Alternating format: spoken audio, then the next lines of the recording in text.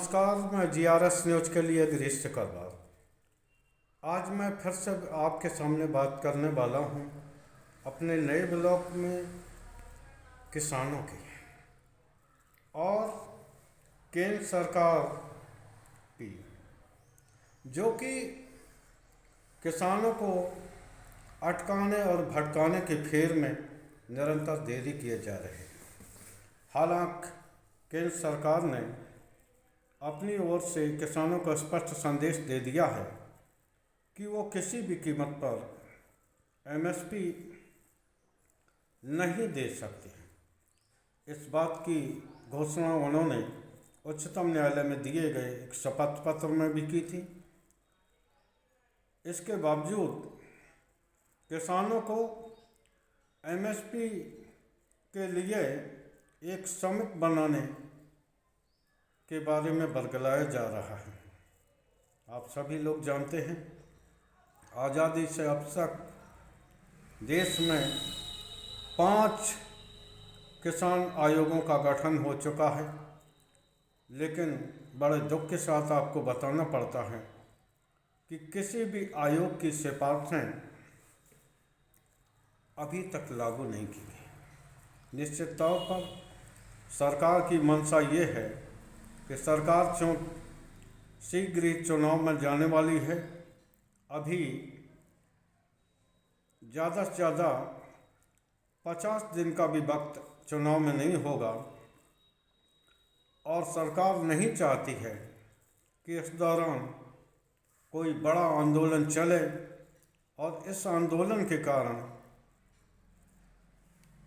विदेशों में जो भारत की छप एक विश्व गुरु की बनाई रखी थी उस पर कोई डेंट आए।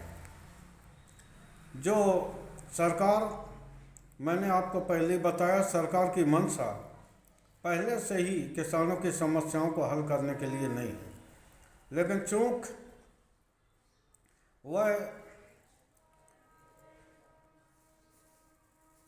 विदेशों में अपनी छप पाक साफ रखना चाहती है, तो इसलिए वो निरंतर बात कर रही है और 2-2, 4-4 दिन करके वो निश्चित तौर पर समय काटना चाहती है, जिससे कि चुनाव की घोषणा हो जाए। चुनाव की घोषणा के बाद ये कहा जा सके कि मैंने तो पूरा प्रयास किया था, अब जैसे ही अगली बार हम आएंगे इस संबंध में जल्दी से कदम उठाएंगे। जबकि उनकी मंशा क्या है ये पहले ही उन्होंने तय कर दिया है। बार बार कृषि मंत्री अर्जुन मुंडा भी कह रहे थे और माननीय उच्चतम न्यायालय में जो हलफनामा दिया गया है उसमें भी इस बात का जिक्र है कि न तो C2+50 फार्मूला जो कि स्वामीनाथन आयोग ने दिया था उस पर काम हो पाएगा और न ही एमएसपी को लीगल गारंटी बनाने की ओर सरकार बढ़ेगी। इसका मात्र एक कारण है, क्योंकि अभी आपको किसान सड़क पर उतर कर संघर्ष करते हुए दिख रहे हैं, लेकिन जब चुनाव में देश जाता है और ये जो किसान वोटिंग करते हैं तो ये किसान होकर वोटिंग नहीं करते। अगर ये एक बार किसान होकर वोटिंग कर दें तो निश्चित तौर पर इनकी समस्याओं का समाधान हो जाए। आप सभी लोग जानते हैं, किसान चूंकि एक वोट बैंक नहीं है, तो इसलिए उनकी समस्याओं का समाधान अभी तक नहीं हो पा रहा। अगर जिस दिन किसान होकर वोटिंग कर दे, अपनी समस्याओं को हल कराने के लिए वोटिंग करे, निश्चित तौर पर उसी दिन सरकार बैकफुट पर आएगी और निश्चित तौर पर किसानों की समस्याओं का समाधान होगा। लेकिन इतना बड़ा आंदोलन हुआ जिसमें कि 800 किसान करीब 750 मरे थे। उसके बाद हुए चुनाव में भी भारतीय जनता पार्टी को कोई असर नहीं पड़ा। 22 में उत्तर प्रदेश में उनकी सरकार रिपीट हुई। तो यहाँ ये दर्शाने के लिए पर्याप्त है कि किसान जात, धर्म और संप्रदाय में बढ़कर मतदान करता है। अपने जात के प्रत्याशी को जिताने के लिए वो ये नहीं देखता कि हम आखिर किसको मत दे रहे हैं और कौन सी पार्टी ऐसी है जो कि उनकी समस्याओं का समाधान कर सकती है। अब ये 4 राउंड की बात हो चुकी है और 4 राउंडों में किसान संगठन इस बात के लिए अड़े हुए हैं कि वो एमएसपी को लीगल गारंटी बनाएंगे, अन्यथा वो दिल्ली में आके आंदोलन करेंगे।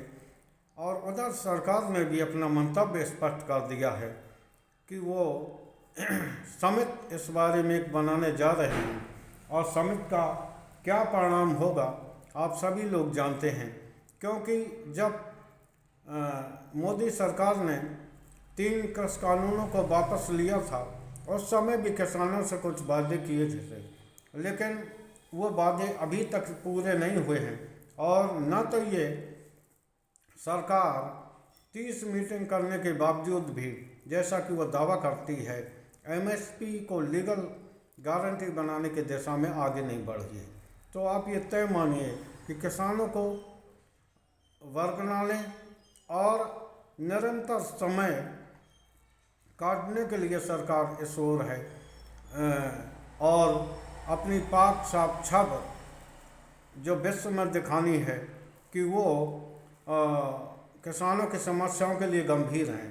क्योंकि पिछली बार जब ये आंदोलन चला था तब विश्व में भारत की छब काफ़ी खराब हुई थी, मोदी सरकार की छब काफ़ी खराब हुई थी। इसकी आलोचना भी विभिन्न फोरमों पर की गई। इसी कारण सरकार जो आपको किसानों से बात करती दिखती है वो मात्र इसीलिए दिख रही है, वैसे उन्हें आगामी चुनाव से किसानों से कोई हानि होने की संभावना नहीं। अगर जरा भी हानि होने की संभावना होती तो जिस तरह उन्होंने बिहार में नीतीश कुमार, पश्चिमी उत्तर प्रदेश में जयंत चौधरी और महाराष्ट्र में शिवसेना को तोड़ा, पंजाब में अकाली दल से बात उनकी हो रही है, तो अगर किसान एक वोट बैंक के रूप में होते तो निश्चित तौर पर आप ये तय मानिए किसानों की समस्याओं का समाधान होता और ये सरकार बैक पर आती। आज के ब्लॉग में बस इतना ही। GRS न्यूज के लिए मैं गिरीश सोकाबाल। जय हिंद, जय भारत।